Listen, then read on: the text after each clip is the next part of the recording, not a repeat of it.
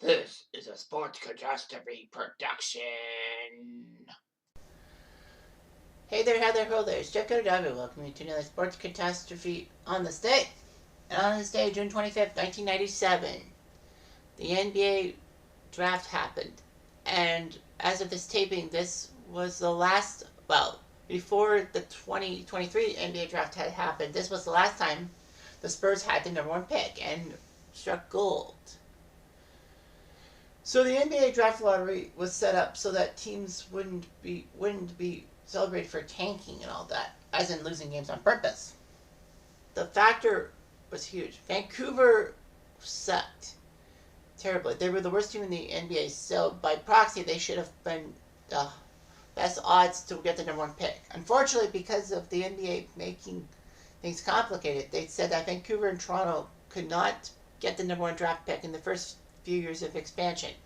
So that meant that Vancouver couldn't be number one. If Vancouver was, or Toronto had won the ping pong ball, they would be number two, and then the next team would make it. Anyhow, Boston had the second worst record in '97. Boston was a very terrible team. They were worse than the Raptors, which was saying a lot. But anyway, they had 36% chance to win the lottery because they had two picks. Dallas gave Boston their first round pick in a deal, and so Boston had two chances to win the draft lottery. San Antonio had issues.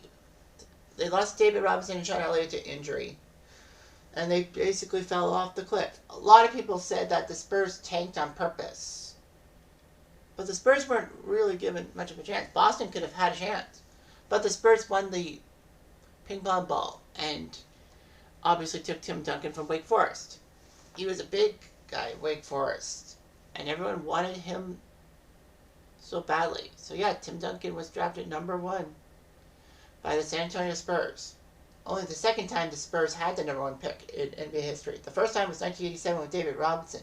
Although when the Spurs won that draft lottery, James Brown, not the singer, but the CBS commentator, told the Spurs president, they says that the problem is with David Robinson and the 2-year military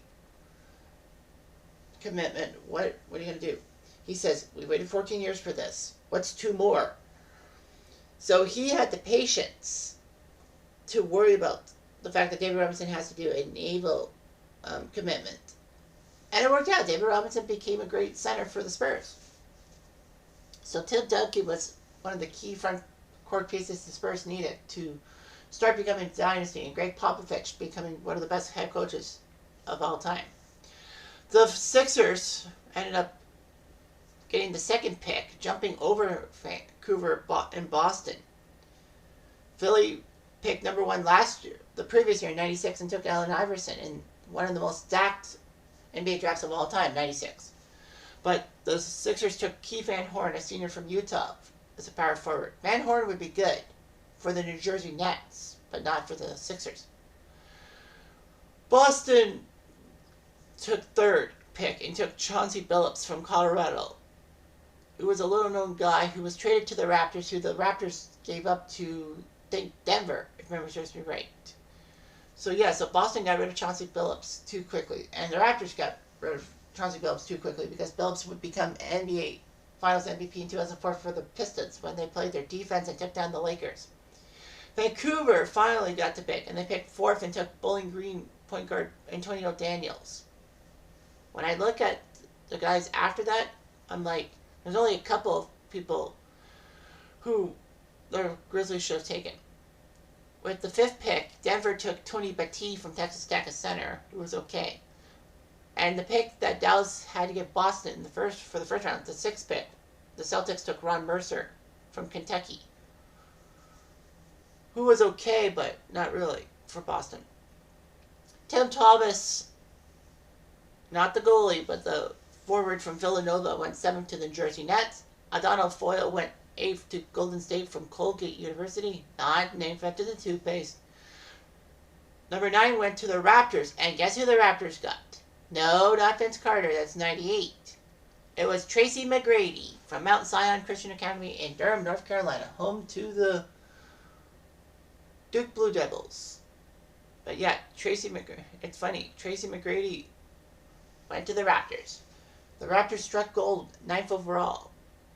I think he's the second best player in the 97 draft, and that's saying a lot. Danny Fortson went 10th to Milwaukee from the University of Cincy. When I look at it, it's like the rest of the first round. Austin Crusher went to Indy, among others. Bevan Knight went to Cleveland, who would be a star for Charlotte in their first season. Scott Pollard went to Detroit, although he would be better for the Sacramento Kings. Anthony Parker from University of Bradley went to New Jersey. Yeah, the first round just sucked. Houston took Serge Swicker, the key center from North Carolina.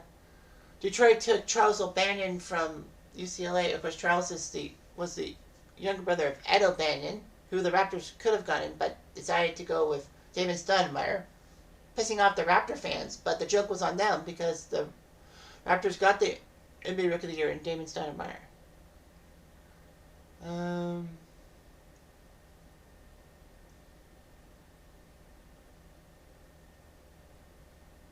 Steven Jackson went in the 42nd to the Suns from a community college.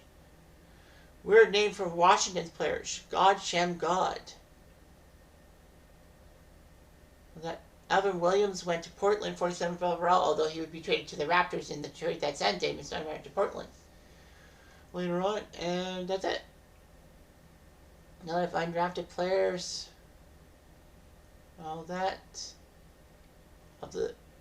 Michael Stewart was the best one and all that. But yeah, people have said that the 97 NBA draft was one of the most underwhelming drafts of all time. Compare that to the 96 draft, which was humongous. It's like, how the hell did all these teams do so well? 1996 was just a great draft, and then 97, it just fell off. If only McGrady and Tim Duncan making an impact. It just doesn't pass the sniff test. No, it doesn't. Anyway, I'm Jeff Diamond. I do.